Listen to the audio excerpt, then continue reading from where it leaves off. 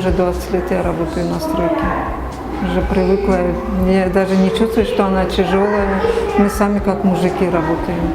К нам очень хорошо относятся все, которые мужчины с нами работают, хотя бы и начальство, и рабочие нас никогда не оскорбляли. Наоборот, они ценят, что женщины на стройке работают.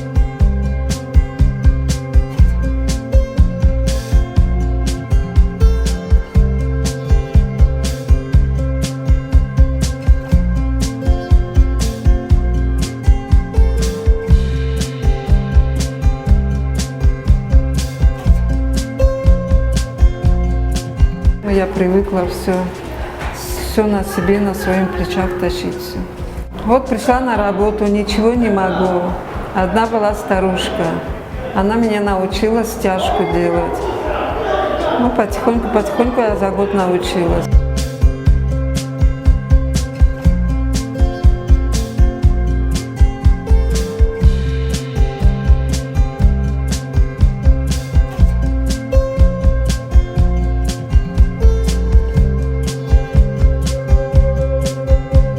Мечтаю, чтобы у меня было свое жилье. Больше я ни о чем не мечтаю.